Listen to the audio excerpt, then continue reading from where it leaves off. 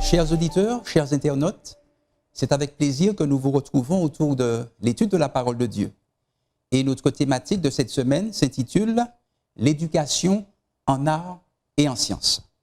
Et pour développer cette thématique, nous avons sur le plateau Pasteur Kouné et Pasteur Siger, qui se feront un plaisir de nous accompagner pendant cette étude. Nous allons proposer à Pasteur Siger de prier pour nous. Nous prions. Éternel Dieu notre Père, nous voulons te dire merci pour cette journée de sabbat que tu nous accordes. Merci puisque tu nous permets en ce jour de nous arrêter de toutes nos œuvres et de pouvoir entendre ta douce voix à nos cœurs. Merci pour ce moment que nous passons à tes pieds. Encore une fois, l'étude de ta parole de vie et nous te prions que tu puisses nous assister. Dirige ce moment par ton Saint-Esprit et conduis-nous, Seigneur, à travers toute la vérité. Bénis-nous en ce saint jour, au nom de Jésus. Amen. Amen.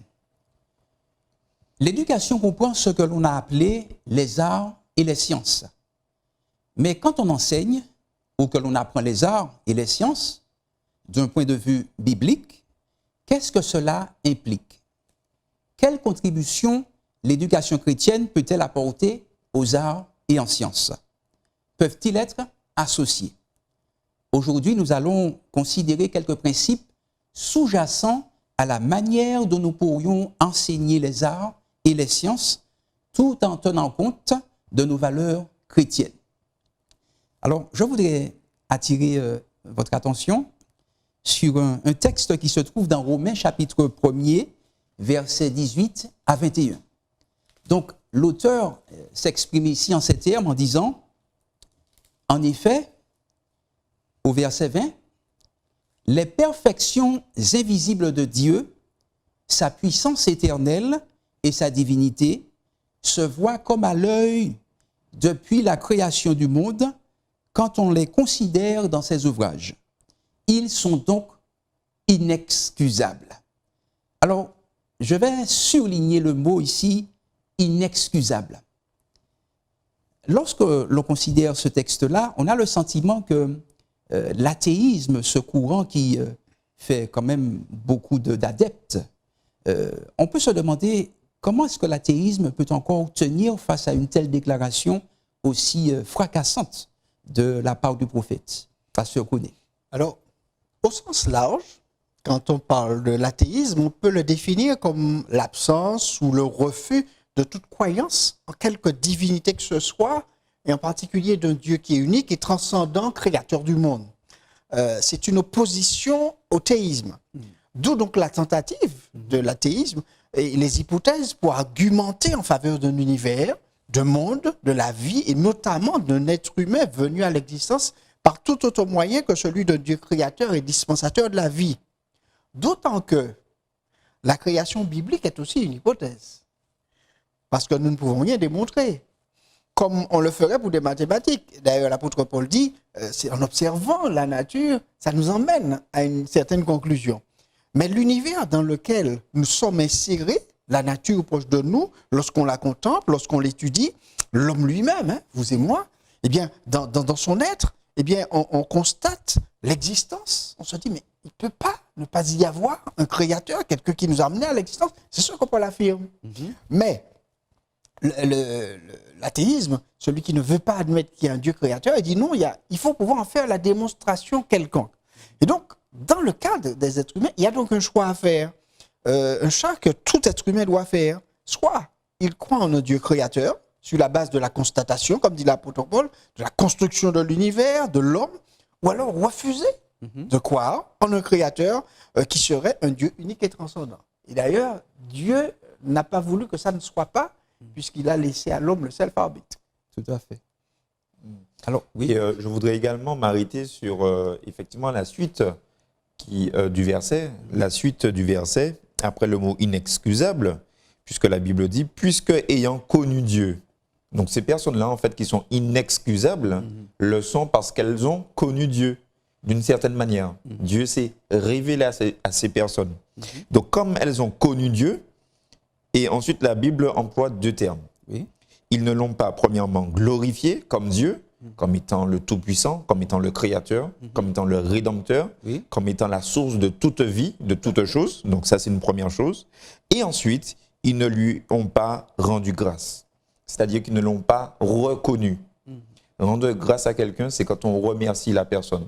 C'est quand on reconnaît que la personne nous a apporté quelque chose, m'a apporté la vie, m'a apporté le don de m'être réveillé ce matin en bonne santé. Gloire à Dieu pour cela. Alors je suis reconnaissant, rendre grâce. Et ça, c'est vraiment important puisque l'homme, aujourd'hui, a tendance à pouvoir se passer des choses vraiment qui sont élémentaires, hein, mais essentielles à la vie. Oui. Tu vois? Et ça, c'est vraiment important parce que toutes ces choses élémentaires-là nous sont gracieusement offertes par Dieu. Exact. Alors, comment, effectivement, je peux, dans ma vie de tous les jours, être dans mon train-train et refuser de reconnaître les bontés, les grâces de Dieu envers moi, refuser d'admettre que Dieu est bien vivant dans ma vie, Oui. qu'il est en fait à l'origine dans ma vie. Oui. Donc ça, c'est inexcusable en fait. D'ailleurs, quand on va dans le Deutéronome, quand Dieu s'adresse au peuple d'Israël, il leur dit, bon, je vais te donner un pays, maintenant tu vas te développer, quand tu auras grandi, grossi, quand tu seras développé, garde-toi d'oublier l'Éternel ton Dieu, parce que tu te diras, à un moment donné, quand tu seras riche, mais ça, qui bon Dieu, qui est l'Éternel? Et c'est un petit peu ce qui se passe pour l'athéisme, et tu parlais d'ingratitude. Voilà, tout à fait. Un ingrat refuse de reconnaître qu'il y a un bienfaiteur. Tout à fait. Il refuse de l'accepter, même de le nommer. C'est un peu le cas de l'athéisme. Il en a déjà bénéficié et il refuse ensuite Voilà. de reconnaître. Et le fait, Tout à fait. aussi, et qu'il faut quand même ne pas le nier, c'est que souvent, nous qui croyons dans la création, dans un Dieu unique, nous le présentons comme si il y a une démonstration, mais il n'y a pas de démonstration. Enfin, c'est quelque chose que nous constatons. En fait, c'est empirique, c'est par l'expérience, comme dit Paul. Il y a la nature, il y a ces choses qui sont là, qui nous disent, mais ce n'est pas possible de faire autrement. D'ailleurs, des scientifiques, dans un reportage qui a passé il n'y a pas longtemps, en observant la vie des oiseaux, des poissons et de la chenille notamment, sont, eux qui n'étaient pas croyants au départ, sont arrivés à la conclusion qu'il n'est pas possible que tous ces êtres, avec le développement qu'ils ont, le fonctionnement qu'ils ont, aient pu venir à l'existence sans qu'il y ait une intelligence supérieure qui les ait placés là. Oui. D'ailleurs, la chenille, ce qui est terrible pour la chenille, c'est que quand elle passe de la chenille à papillon, il y a un moment donné dans ce développement, ils vous disent qu'on a, en observant, parce qu'ils ont observé, ils sont allés avec des instruments très pointus dans le cocon pour voir ce qui se passe, Tout à fait. il y a un changement total d'être qui se fait, et l'être qui sort, qui devient le papillon, n'était pas la chenille. Oui, oui. Donc il y a une sorte quelque chose d'extraordinaire. Ils se disent, mais là, ça ne peut pas être conçu par le hasard, c'est pas possible. Tout à fait. Et ces scientifiques, ils le disent, ils témoignent, le témoignage est fort. Ils disent, mais en fait, leur athéisme est tombé face à cette observation du fonctionnement de la nature. Tout à fait. Alors, moi aussi, je dirais que lorsque Dieu créa l'univers, enfin la terre et les hommes, je pense qu'il a mis en l'homme aussi cette capacité ou ce besoin ou cette nécessité de reconnaître l'existence d'une personne qui est au-dessus de lui, donc l'existence de Dieu. Donc effectivement, lorsqu'on considère la nature, par exemple, on ressent au fond de soi que ce n'est pas le fait du hasard, mais qu'il y a nécessairement quelqu'un, un Dieu tout-puissant qui est à l'origine de tout cela. Exactement. Alors, nous avons dit que la nature en elle-même parle d'une certaine façon de l'existence de Dieu. La question qu'on pourrait se poser, mais si la nature fait déjà ce travail, pourquoi a-t-on encore besoin de la Bible pour en savoir davantage sur Dieu, ou pour savoir que Dieu existe? Je me suis posé effectivement cette question. Et moi, si je suis, par exemple, si j'habite en pleine nature, c'est-à-dire si j'habite, avec notre langage courant, à la campagne, qu'en est-il pour ceux qui habitent en ville? Parce que si moi, par exemple, le matin, je peux me réveiller par le son des oiseaux, par le chant mélodieux des coqs, etc., du cocorico. Surtout du cocorico. Voilà. Donc ça, c'est quelque chose de formidable. Quand on sort et qu'on peut respirer une belle bouffée d'air fraîche, ça, c'est voilà. Mais pour ceux qui sont dans les grandes métropoles, dans les grandes villes, pour ceux qui n'ont pas cette opportunité d'avoir de l'herbe chez eux, ou alors d'avoir des arbres, d'avoir des oiseaux, d'avoir des coqs qui chantent le matin, Mais qui aboie. voilà, et tous les autres animaux. Mais en fait, Dieu se révèle dans sa parole, c'est-à-dire dans la parole écrite. Parce que la nature est une lettre d'amour. En fait, c'est un moyen que Dieu va utiliser pour se révéler à ses enfants. Mais la parole de Dieu, c'est une autre lettre d'amour. Du même amour, n'est-ce pas? Mais c'est une autre manière de s'adresser à l'homme. Donc Dieu, il a plusieurs moyens de s'adresser à l'homme. Donc pour certains, ce sera la nature, parce que pour moi, si par exemple je ne sais pas lire, bien, je vais me tourner vers la nature. Ou alors pour d'autres personnes, si effectivement ce ne sera pas la nature, ça peut être autre chose. Pour ceux par exemple qui aiment les lettres, qui aiment les écrits, qui aiment les études, etc., eh bien les lettres, tout ce qui est écrit sera plus parlant. Donc Dieu va utiliser ce moyen-là. En tout cas, tout le monde, et je le crois, pourra être touché par l'amour de Dieu, car c'est un amour qui est infini. Alors, j'ajouterais à cela que la nature, quand je l'observe, puisqu'on parlait de la nature, c'est un témoignage, comme dit le psalmiste. Quand on dit le psaume 19, il dit, comment dit, les cieux racontent la gloire de Dieu. Donc, c'est un témoignage, une preuve en fait empirique de l'existence de Dieu. Tandis que la Bible, elle va nous donner un certain nombre d'informations sur ce Dieu, sur qui il est, sur sa personne, sur ses plans, sur ses projets, sur ses attentes, ce que ne nous dit pas la nature. La Bible nous donne aussi la voie à suivre, la direction à suivre pour être en phase avec ce Créateur, pour pouvoir être en résonance avec lui, comme nous disons aujourd'hui, connecté avec lui. Elle nous dit ce qu'il a fait pour nous. Elle nous retrace notre parcours, ce que la nature ne peut pas nous retracer. Elle nous parle de sa sagesse, comme disait Kendi. Elle nous parle de son amour, de la démonstration qu'il a fait en Jésus-Christ. La nature, et puis il y a aussi le fait que la nature, c'est l'œuvre du Créateur. Elle est création. Ce qui nous confirme que le Créateur est bien là, à l'œuvre. La nature nous dit qu'il y a un Créateur. Et dans la Bible, je vais découvrir ce Créateur, la Bible va me parler de lui, elle va me le présenter, elle va m'inviter à l'adorer, lui, à cause de ce qu'il a fait, et non sa création. Parce que je peux, en contemplant la nature, me mettre à adorer la nature, ce qui est arrivé aux animistes. Et les observateurs du soleil, c'est parce qu'ils voyaient la beauté d'un lever de soleil, ils se sont mis à adorer le soleil. Malheureusement. Mais et non celui qui a créé le soleil. Et la Bible me dit qu'il y a quelqu'un qui a créé le soleil. Elle me dit comment il a fait. Et donc, et en plus, le fait, c'est que la Bible me dit que cette création ne peut pas survivre sans l'action permanente de ce Créateur. Alors, il y a un exemple qui est très fort dans la Bible, celui de Job.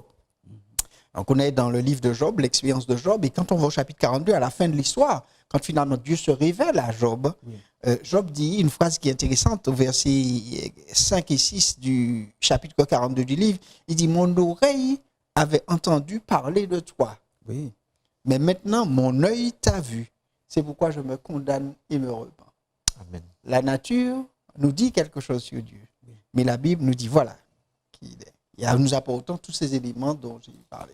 Super. Alors, puisque nous parlons aussi d'art, en quelque part, on dit parfois que l'œuvre d'un ou d'une artiste reflète un peu sa personnalité. La question qu'on pourrait se poser, on pourrait aussi se demander, mais comment concilier une terre aussi imparfaite? Quand je parle d'imperfection, je veux parler des problèmes d'ordre climatique, des problèmes d'ordre sociaux, avec tout ce que l'on connaît comme grève et autres, et puis les catastrophes naturelles, etc. Comment est-ce qu'on peut concilier une terre pareille avec un Dieu dont on dit qu'il est amour, qu'il est parfait? Alors, comment faire le lien entre ces deux aspects-là? Alors, il ne faut pas oublier que nous sommes déjà sur une terre avec plusieurs millénaires de péché. Donc, une terre qui est déjà bien dégradée. Tout à fait. Toutefois, lorsque nous levons les yeux en accord avec le premier verset du psaume 19, les cieux racontent la gloire de Dieu. Cette phrase en elle-même est une énigme pour l'être humain qui refuse de croire qu'il y a un Dieu qui existe. Pourquoi? Qui peut cerner? Quel scientifique, quel penseur peut cerner l'étendue des vastes cieux? Qui?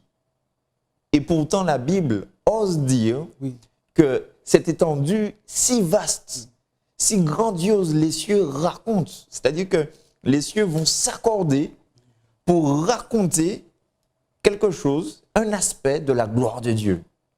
Donc ça, c'est quelque chose qui est vraiment extraordinaire de voir que une telle chose qui est inaccessible à l'homme, parce que l'homme a déjà projeté d'aller dans l'espace, etc., enfin d'aller sur la Lune, sur Mars, sur toutes les planètes, etc.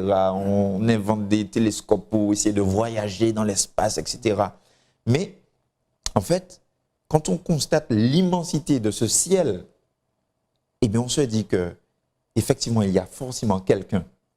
Pourquoi? Parce que si ces cieux-là osent raconter la gloire de Dieu, combien plus forte raison nous, qui sommes pratiquement une infime poussière dans le cosmos, eh bien, pourquoi refuserions-nous de rendre la gloire également à Dieu? Tout à fait. Donc, je ne pense pas qu'il y ait en fait une, comment dirais-je, une dichotomie dans ce sens, parce que quand bien même le péché a été si actif, et il l'est toujours, nous voyons tout de même la gloire de Dieu en action. Nous voyons tout de même les bontés et l'amour de Dieu en action chaque jour, dans la nature, à travers sa main que nous voyons, etc. Et j'en passe. Et je crois que c'est également un sujet de réconfort pour nous montrer que nous ne sommes pas seuls, qu'il y a un Dieu dans les cieux qui est là et qui veille et qui nous dirige pas à pas. Super. Excellent. Alors, le monde scientifique a été souvent capable d'expliquer un certain nombre de phénomènes, un certain nombre d'aspects de la création, mais on réalise paradoxalement que ce même monde scientifique, que beaucoup de scientifiques ne reconnaissent pas Dieu comme étant l'auteur de la création. Alors, qu'est-ce qui peut expliquer une telle difficulté de la part d'hommes et de femmes qui étudient cette nature, cette création si merveilleuse, qui reconnaissent sa beauté, son extraordinaire complexité, mais qui, en parallèle, n'admet pas qu'il y a forcément une intelligence supérieure, quelqu'un, un Dieu, qui en est l'auteur. Là encore, c'est un mystère qu'on a du mal à expliquer. Alors, cela peut-être vient de la science elle-même, la façon dont elle s'est construite. Par définition, la science veut pouvoir démontrer ce qu'elle affirme, dire le cheminement qui a permis d'aller de A à Z. Par définition, la science, quand on en parle, c'est un ensemble de connaissances, de travaux qui ont un caractère universel, qui ont pour objet l'étude de faits, de relations qu'on peut vérifier, selon un mode caractérisé par l'observation, l'expérience, les hypothèses et la déduction. Et puisque dans le cadre de la création, on ne peut pas y arriver, eh bien, la science aura des difficultés à reconnaître l'existence d'un créateur, d'autant plus qu'elle ne le voit pas, qu'elle ne peut pas mettre le doigt dessus. Et le fait que certains travaux, certains aspects de la création ne peuvent être compris, expliqués par la science ne peut pas expliquer parce qu'elle ne connaît pas l'origine et le début, puisque la Bible, même la Bible ne donne pas les éléments. La Bible dit, Dieu dit, et puis terminé. Hein? Voilà. Vous admettez, vous n'admettez pas. Eh bien, la science vous dit, bon ben, nous, eh bien, on a commencé les travaux, on cherche, et il faut encore mener d'autres choses pour expliquer, pour démontrer, mais créateurs, non. D'où la difficulté pour celui qui se veut un scientifique uniquement attaché à la science telle que l'homme l'a définie. Parce qu'il y a une science telle que Dieu l'a définie aussi, puisque Dieu est le plus grand scientifique. Tout à fait. Qui a fixé les mesures, les limites de la terre, les limites de la mer. C'est bien Dieu qui a fixé les distances entre les astres pour qu'ils ne s'entrechoquent pas, qui a fixé l'inclinaison de la terre sur son axe pour qu'elle puisse être non seulement en équilibre, qui a fixé la distance pour que la température soit comme il faut. Il a bien fallu un calcul précis. Et les scientifiques, quand ils observent cela, ils se disent, mais le calcul est si précis que peut-être à un chiffre près, ça va basculer. Ça veut dire qu'il y a un calcul précis fait par un grand scientifique. Oui. Donc ça dépend de la science, de l'origine. Pourquoi est-ce qu'on prend la science selon ce que l'homme a pensé, ou la science en imaginant cette science avec un Dieu créateur, quelqu'un d'autre, un autre esprit qui me dirige dans cette science. D'où la difficulté de la science à reconnaître un créateur, quelqu'un au-dessus d'elle. Et c'est ce que je disais tout à l'heure. Accepter, il y a quelqu'un au-dessus. Tout à fait. Qui a mis en place, qui a fait, et dont je vais apprendre de lui. Oui. La science ne veut pas apprendre d'un Dieu autre qu'elle-même. Oui. La science, aujourd'hui, est devenue un Dieu pour elle-même. Et malheureusement. c'est d'où sa grosse difficulté. Oui, et permets-moi, hein, Jean, Oui. de prendre la définition de Pasteur Cornet, puisqu'il disait effectivement que, donc ça c'est la science moderne. Oui, La science moderne, c'est-à-dire observation. oui, Tu disais, Pasteur Cornet, donc c'est observation, Observation, expérience, expérience, hypothèse et déduction. Alors, qui peut observer Dieu? Qui peut observer Dieu avec des yeux, disons, d'humain? mhm, Déjà là, à la première étape à la première étape de la science moderne, il y a un problème. oui, Parce que si je veux prouver que Dieu existe, comment je vais faire déjà pour l'observer? Est-ce que je vais ouvrir mes yeux? Est-ce que je vais regarder le ciel? Donc là, déjà, j'ai un problème. Oui. Ensuite, comment je vais faire pour expérimenter Dieu? Oui. Admettons, si je mets, par exemple, je ne sais pas, un seau dehors, je dis, allez Dieu, si tu existes, remplis le seau avec la pluie. Pensez vraiment que Dieu va répondre? Non, Dieu n'est pas là pour qu'on lui donne des ordres. Très certainement que ça ne va pas arriver. Sauf s'il veut vraiment, voilà, dans un cadre bien précis, montrer voilà, qui il est vraiment. Ensuite, s'il faut faire une hypothèse, comment on fait une hypothèse sur Dieu? Et après, la conclusion, en général, on fait une conclusion sur quelque chose qu'on a cerné. oui. Mais qui peut dire que, oui, j'ai cerné Dieu? On ne peut pas cerner Dieu. Donc, en fait, la science ne peut pas renfermer Dieu. Heureusement. Heureusement, voilà. Parce qu'en fait, ce qui est renfermé par la science, c'est ce qui est contrôlé, maîtrisé. Oui. Or, effectivement, comme Dieu ne peut pas être contrôlé, maîtrisé, Oui. donc l'homme va décider de mettre Dieu de côté pour dire Dieu n'existe pas. Malheureusement. Oui, vas-y. Parce qu'en fait, Dieu ne vient pas me prouver son existence. Oui, Dieu me dit qu'il existe. tout simplement. Parce que Dieu fonctionne sur la base d'une confiance, d'une foi en lui, qui fait que, OK, il m'a dit que je suis là, je fonctionne, je l'expérimente, comme tu disais. Voilà. Et comme on a vu dans des expériences qui sont racontées, où moi-même, mes propres expériences, j'ai expérimenté la présence de Dieu. Mais Dieu ne vient pas me faire une démonstration, mais oui, je suis là, regarde. Non, Dieu ne vient pas me prouver qu'il existe. Dieu me dit d'accepter qu'il Mais existe. peut-être qu'il va prouver peut-être son amour. Oui, il va me prouver Là, son amour. voilà, Là, oui. voilà. Il va me prouver son amour. Exactement. Par de multiples choses, il va me prouver Et qu'il c'est est là là. qu'on parle de la foi. Sauf Voilà. qu'en fait, la science n'accepte pas la foi. Non. Non. Puisque, en fait, la science, c'est seulement ce qu'on peut prouver. Or, la foi, c'est quelque chose qu'on ne peut pas réellement prouver de manière systématique comme le fait la science moderne. Donc, c'est à ce niveau-là, je pense. Mais effectivement, comme Pasteur Cornet le disait, il y a un aspect de la science divine. Peut-être que l'homme moderne n'a pas encore pu cerner. Pourquoi? Parce que c'est comme ça et rien d'autre. Tandis que Dieu veut, par sa parole, nous emmener sur un autre terrain.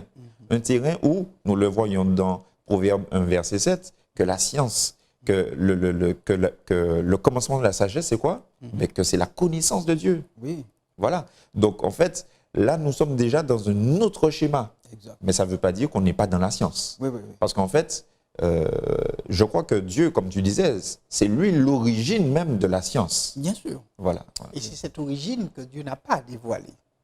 Et qui Tout à pose problème à l'homme parce que l'homme veut savoir. Veut savoir, Et Dieu a veut décidé de maîtriser. ne pas le lui dévoiler. Tout à fait. Et c'est ça. Et lorsque j'admets cette origine, je peux aller plus loin dans le sens divin. Tandis que quand je la refuse, eh bien, je prends mon propre chemin qui m'égare parfois bien souvent. Mais quand je pars du fait que j'accepte cette origine, alors l'Esprit de Dieu à ce moment peut me guider dans la science et dans la découverte de choses. Tout à fait. Et c'est là qu'on est émerveillé. Voilà, c'est là qu'on est émerveillé par ce que l'on découvre. Amen. Belle thématique. Alors, nous parlons de science, de foi et aussi d'église. Et quand on parle de la science et de l'église, on se souvient notamment de cette fameuse controverse qui opposait ce fameux scientifique, Galilée, à l'église chrétienne dominante. Donc Galilée était cet homme qui croyait que la Terre était ronde. Il pensait aussi qu'il y avait d'autres astres et que la Terre n'était pas le centre de l'univers, alors qu'à l'époque, ce n'était pas la pensée de l'Église. Donc il y avait cette friction, on va dire cette opposition entre cet homme de science et l'Église avec ses conceptions.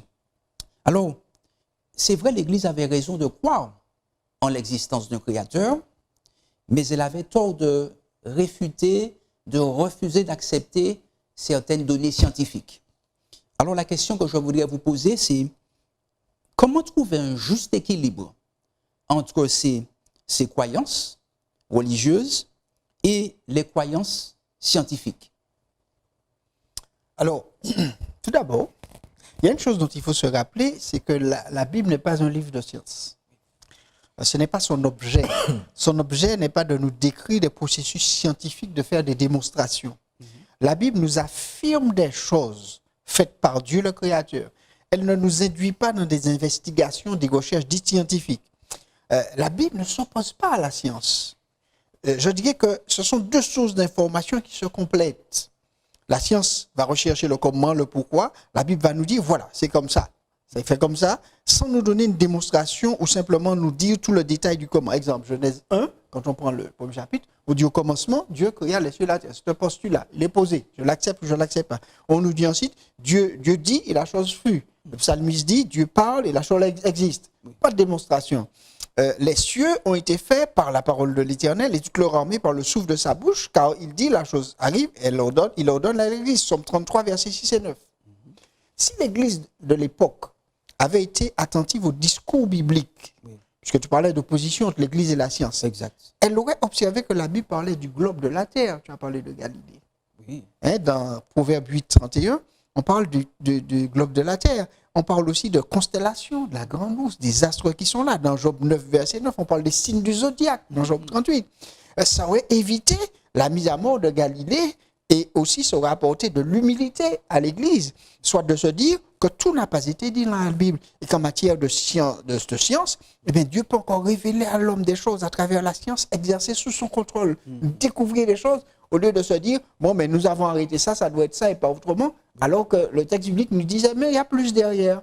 Dieu n'a pas donné plus derrière. Donc, ce qui a opposé science et Bible, c'est parce que les hommes ont fait d'autres postulats qui ont imposé de croire, sans parfois voir que parfois, même dans le texte biblique, il y avait des indications qui disaient, il y a plus. Il y a plus qui n'a pas été dit, mais il y a plus que Dieu peut aider l'homme à découvrir au fur et à mesure. Dieu avait prévu de permettre à Adam et Ève de découvrir au fur et à mesure, de développer leur intelligence. Et Dieu se propose de faire la même chose pour nous. Mais il ne faut pas que nous soyons bornés et rejeter toute science. Tout à fait. Ce n'est que science sans conscience qui a ruine de l'âme. C'est ce qu'on dit. Rappelez. Et donc, science sous la direction divine n'est que par perfection. Et Dieu étant le plus grand scientifique, mais il nous emmène pas à pas. C'est comme quand vous faites une thèse, vous avez un directeur de thèse qui vous guide dans vos recherches, qui vous emmène à progresser, Oui. Mais si vous refusez d'admettre qu'il a les clés plus que vous irez, peut-être que vous irez tout seul, mais vous allez perdre un temps monstre. C'est ça. Parce qu'il aurait pu vous donner des indications pour aller dans telle ou telle direction et aller plus vite. Exactement. Alors, Tout à il y a toujours également, quand il y a conflit, celui qui veut toujours avoir raison. Et très certainement que dans ce conflit, dans cette confrontation qu'il y a eu entre la science et l'Église, les deux voulaient et toujours veulent avoir raison. Oui. Mais moi, je dis toujours que dans un conflit, Oui. celui qui gagne, et c'est une citation que j'ai développée au fil des temps, que quand il y a conflit, celui qui gagne, ce n'est pas celui qui a raison. Mais celui qui gagne, c'est celui qui sait écouter l'autre. Oui, et ça, c'est quelque chose qui se vérifie. Pourquoi ? Parce que peut-être que la science ne disait pas faux, mais peut-être aussi que l'Église ne disait pas faux non plus. Tout à fait. Mais simplement que tout le monde voulait rester sur sa position pour dire « j'ai raison Oui. ». Tandis que lorsque, en fait, on comprend la nature, on comprend ce que l'on vit tous les jours à la lumière de la parole de Dieu, la vie prend une autre dimension. Exact. La vie. Et c'est là, effectivement, où c'est ce que l'on disait au tout début, que la Bible est là surtout pour nous montrer, pour nous expliquer comment faire pour vivre selon les plans de Dieu, comment faire pour avancer selon les plans de Dieu, et aussi ce que Dieu veut pour nous. Exact. Et lorsqu'on comprend justement cet aspect justement des écrits bibliques, eh bien, on comprend la vie d'une manière différente. Et je dis amen à cela. Super. Magnifique. Chers auditeurs, vous aurez compris que c'est une thématique qui peut être approfondie davantage, mais nous espérons vous avoir donné quand même un avant-goût qui va vous stimuler dans votre recherche et dans votre étude. Donc, est-il question ici de mettre en opposition l'éducation chrétienne, la foi, l'art et les sciences? Pas du tout, mais on peut les imbriquer, les mettre ensemble, en faire un tout pour que nous ayons un beau mariage, un beau résultat. Nous espérons vous avoir conduit, comme vous le souhaitiez, dans cette étude et que vous auriez vous aurez envie d'en savoir davantage. Nous allons conclure ce petit moment avec une prière qui sera faite par Pasteur Koné. Éternel notre Dieu, nous voulons te remercier pour ton Esprit Saint qui nous a guidés à travers ce partage, cet échange. Et nous espérons et nous croyons que ton Esprit Saint a aussi incité nos auditeurs, les téléspectateurs à rechercher davantage et à comprendre ce que tu veux pour nous. Et comprendre que tu voudrais que nous acceptions ta présence et que ensuite tu puisses nous guider jusqu'à ce que nous arrivions dans une rencontre avec toi pour découvrir plus encore l'être que tu es, qui nous a fait à sa ressemblance et à son image. Bénis ce moment, bénis chacun de nos auditeurs et que toute la gloire te revienne. Je te prie au nom de Jésus-Christ. Amen. Amen. Amen.